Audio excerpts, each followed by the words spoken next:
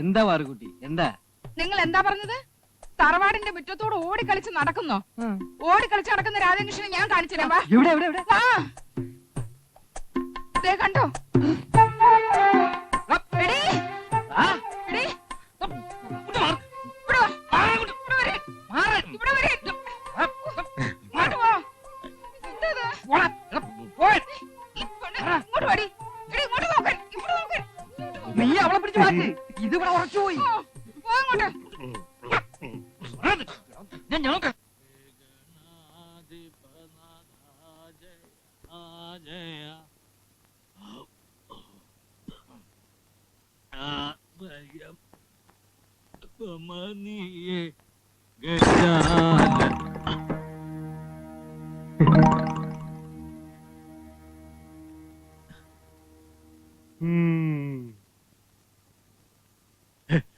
എന്തായി കാണിക്കുന്നത്? പൂജാമുറിയിൽ കയറി അശുദ്ധമാക്കാൻ പാടില്ലെന്ന് അറിയില്ലേ? പൂജാമുറിയിൽ നിന്ന് വെള്ളം അടിക്കാല്ലേ? അയ്യോ, അത് പനിനീരാണ്. പനിനീർ കുപ്പിയിൽ പട്ട നിറച്ച ആരും കണ്ടുപിടിക്കില്ലെന്ന് വിചാരിച്ചല്ലേ? പട്ട പട്ട പാതിരാത്രി പട്ട അടിക്കാനാണെങ്കിൽ പകല് മുഴുവൻ ഈ അമ്പലത്തിന്റെ പടി കയറി ഇറങ്ങണോ? ഈ പൂജാമുറി തന്നെ ഇരുന്ന് അടിക്കണോ? എല്ലാരും കാണുക പുറത്തിറങ്ങി അടിച്ചൂടെ?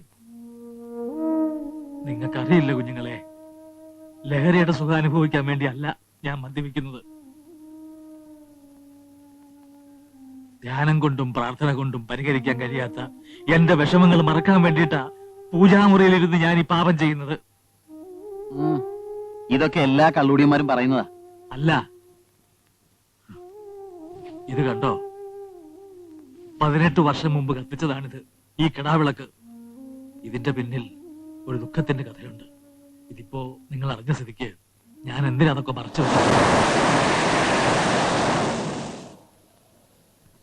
എല്ലാവർക്കും ഞാൻ അമ്പോറ്റി സ്വാമി, പക്ഷേ മനസ്സിപ്പോഴും പഴയ അമ്പുജാക്ഷനാരുടേതാ.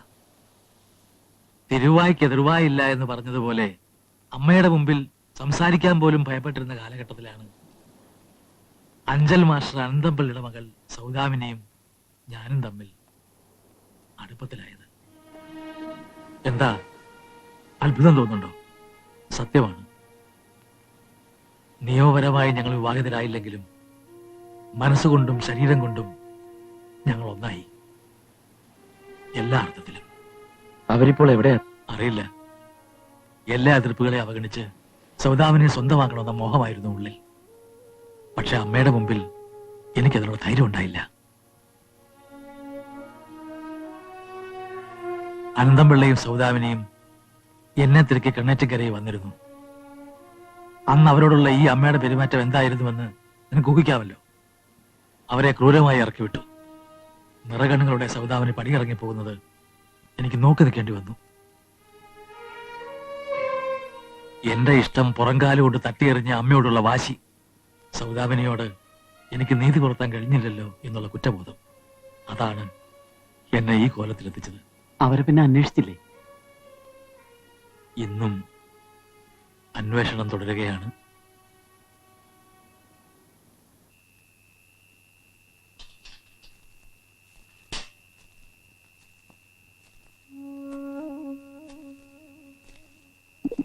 അമ്പട വേണുക്കുട്ടാ, നിന്റെ കാല് ഞാൻ തല്ലിയോടി. ആഹാ, എന്റെ മോളെ നിന്ന്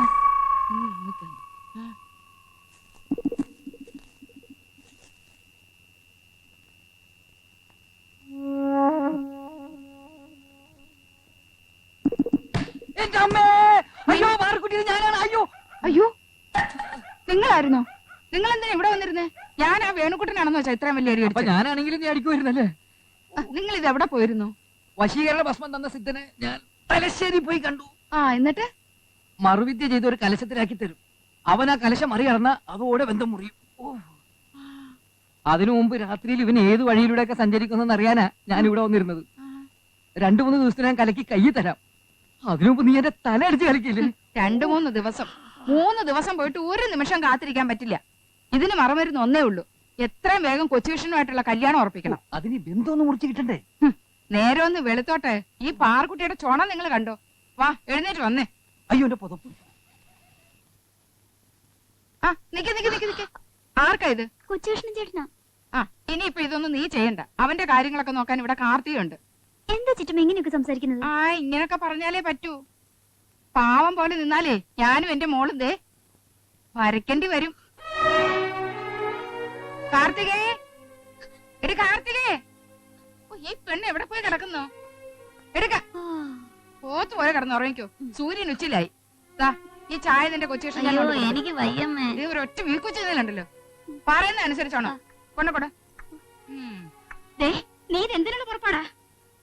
ഇന്ന് മുതൽ കാപ്പിയും ചായയും കാർത്തി കൊണ്ട് കൊടുക്കുന്നു കൊച്ചുകൃഷ്ണന്. അതിനിപ്പോ എന്താ? മോളെ, എന്റെ കുഞ്ഞിനെ ഞാൻ ഇന്ന് വരെ കരയിച്ചിട്ടില്ല, അറിയോ? കൊച്ചുകൃഷ്ണന്റെ കാര്യത്തിൽ എന്റെ കാർത്തിയുടെ കണ്ണ് തന്നെ ഞാനും സമ്മതിക്കില്ല. അവര് തമ്മിലുള്ള കല്യാണമേ നടക്കൂ. ആഹാ, അത് നിശ്ചയിക്കേണ്ട നീയാണോ? ആ ഞാൻ നിശ്ചയിച്ചു. എനിക്ക് പെമ്പിള്ളാര് 3. 3 4 ശരി. കൊച്ചേഷന്റെ കാര്യത്തിൽ നിങ്ങൾ വഴക്കുണ്ടാക്കണ്ട. അവന്റെ കാര്യം ഞാൻ തീരുമാനിച്ചു കഴിഞ്ഞു. നീ എന്തോന്നാ തീരുമാനിച്ചത്? ഓ, ഒരു തീരുമാനക്കാരി. കണ്ണേറ്റിങ്ങരയിലെ ഇളയ മോള് ഞാനാ. മൂത്ത ഏട്ടന്റെ മോനെ ഇളയ അനിയത്തിയുടെ മോളെ കെട്ടും. ഓ, അവളുടെ ഒരു ഓർഡർ. ആരെ കെട്ടണമെന്ന് പെണ്ണും ചെറുക്കന് തീരുമാനിച്ചോളും കേട്ടോ. തീരുമാനിക്കാനൊന്നുമില്ല, എന്റെ മോളുടെ കല്യാണമേ നടക്കൂ. നിർത്താനാ പറഞ്ഞത്.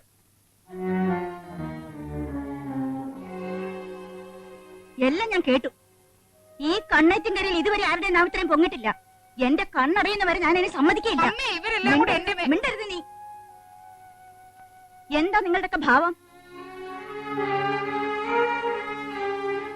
കൊച്ചുകൃഷ്ണൻ ആരെ കല്യാണം കഴിക്കണമെന്നുള്ള കാര്യം ഞാൻ തീരുമാനിച്ചു കഴിഞ്ഞു.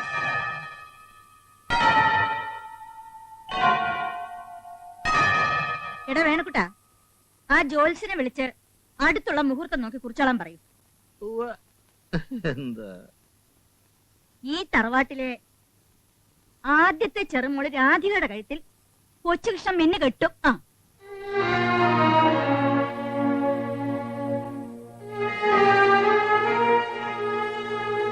എന്താ വിളിച്ചു വയ്ക്കുന്നത്? പറഞ്ഞത് കേട്ടില്ലേ? അങ്ങോട്ട് നടക്കൂ. എടി നീ തന്നെ കൊണ്ടുകൊടു. ഞങ്ങൾക്ക് വേണ്ടേ. എന്താണ് ഇത്ര വിളിക്കാനുള്ളത്? ഇവിടെ വാ. ഇങ്ങോട്ട് മാറി. ഇവിടെ വരാൻ. എന്റെ ദൈവമേ, കള്ള നായ. ഇതെന്താ അനുഭവിക്കണോ? ഇനി ഇവിടെ നിന്നിട്ട് വലിയ കാര്യമൊന്നുമില്ല. വീട് പറ്റാൻ നോക്കാം.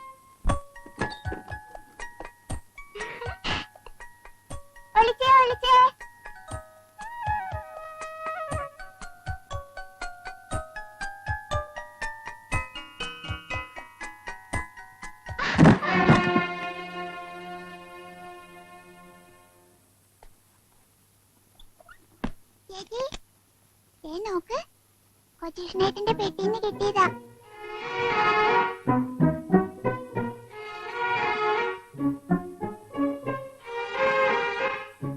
അമ്മേ,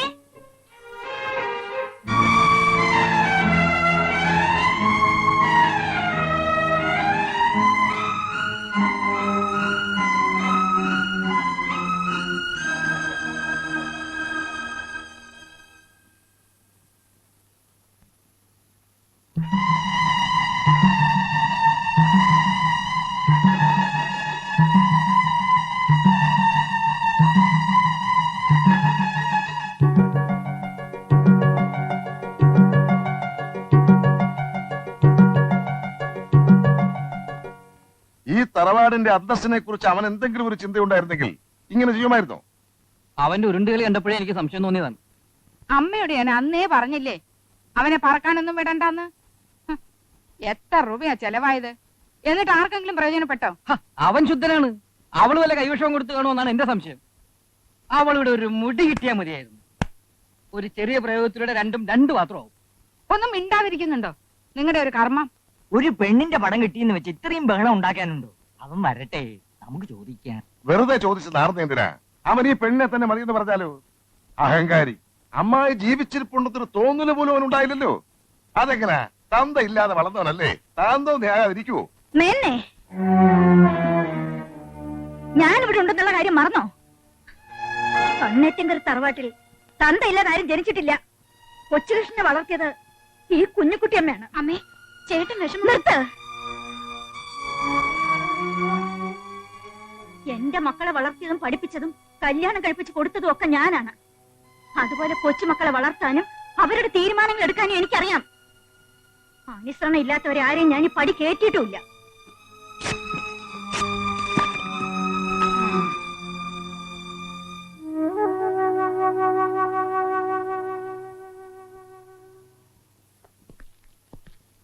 ആഹാ അനിക്കുട്ടി ഞാൻ നോക്കി എന്തൊക്കെയാ കൊണ്ടുവന്നിരിക്കുന്നത്. ആ കാർത്തികേ, രാധികക്കാണ്. രാധികേ, ഷോപ്പിങ്ങിന് പോയപ്പോ ആരെയും കൂട്ടാൻ പറ്റിയില്ല, എല്ലാവർക്കും ഓണക്കോടി എടുത്തിട്ടുണ്ട്. രാധികേ, എന്താ ഇവിടെ പ്രശ്നം? എന്തായാലും ഒന്നും മിണ്ടാത്തത്? എടാ, നീ ഇനി അവളോട് ഒരക്ഷരം സംസാരിക്കണ്ട. കയറി പൊടിയാത്ത്. ഈ കുടുംബത്തിന്റെ മാനം കെടുത്താൻ തന്നെയാണോ നിന്റെ തീരുമാനം? അവിടെ ഇവിടെയും തൊടാതെ സംസാരിച്ചാൽ എനിക്ക് മനസ്സിലാവില്ല. കാര്യം എന്താന്ന് വെച്ചാൽ തുറന്നു പറ. എന്താ ഞാനത് പ്രത്യേകിച്ച് പറയണമെന്നുണ്ടോ? വേണ്ട, അല്ല. മേനൊന്നും സംസാരിക്കണ്ട. മുത്തശ്ശിയെങ്കിലും പറ, എന്താ ഇവിടെ സംഭവിച്ചത്? നീയും രാധികയും തമ്മിലുള്ള വിവാഹം ഞാൻ നിശ്ചയിച്ചു. അല്ല മുത്തശ്ശി, ഇത്ര പെട്ടെന്ന്. എന്താ, നിനക്ക് വല്ല എതിർപ്പുണ്ടോ? അതല്ല, ഇന്ന് വരെ ഞാൻ ഇവിടെ ആരെയും അനുസരിക്കാതിരുന്നിട്ടില്ലല്ലോ, പ്രത്യേകിച്ച് മുത്തശ്ശിയെ.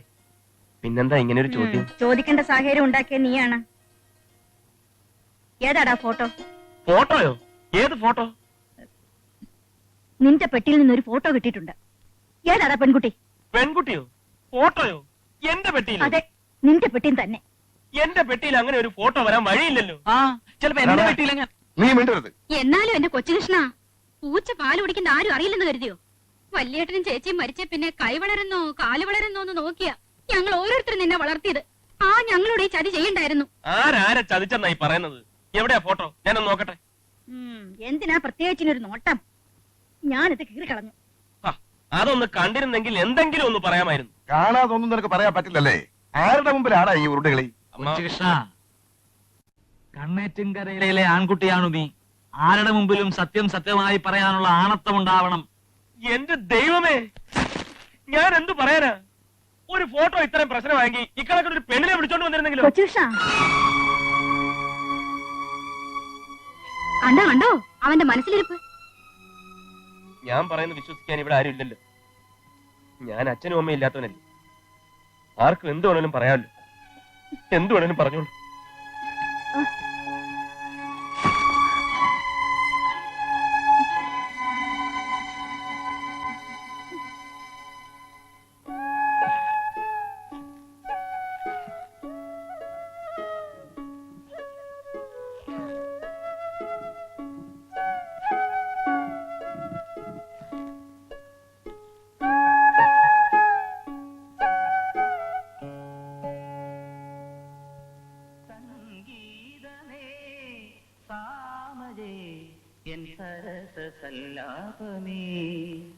സൗഭാഗ്യമേ ജീവനാദം തുടരുമാലാപമേ എൻ സ്വരാഞ്ജലി പൂജയിൽ ജന്മസമ്പുരുമീട്ടി നീ ഹൃദയമാ ഊവിൽ നിറയു ശ്രുതി സുമംഗലി.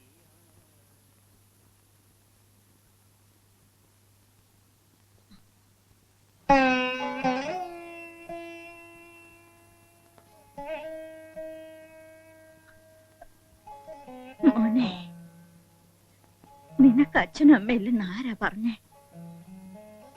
മുത്തശ്ശി തന്നെയല്ലേ നിനക്കെല്ലാം? നിന്നെ വേദനിപ്പിക്കുന്ന തരത്തിൽ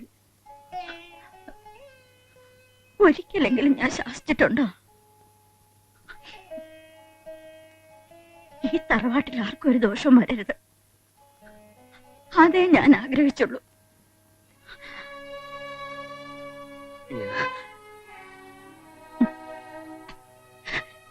തെറ്റുപറ്റിയത് എനിക്കാണ്. മുത്തശ്ശിയെ വേദനിപ്പിക്കുന്ന ഒന്നും തന്നെ ചെയ്യാൻ എന്റെ കുഞ്ഞിനാവില്ലെന്ന് എനിക്കറിയാം. കൊച്ചേഷ, നിനക്ക് വേണ്ടിയാണടാ ഞാൻ ജീവിക്കുന്നത്. നിനക്ക് വേണ്ടി മാത്രം. മുത്തശ്ശി,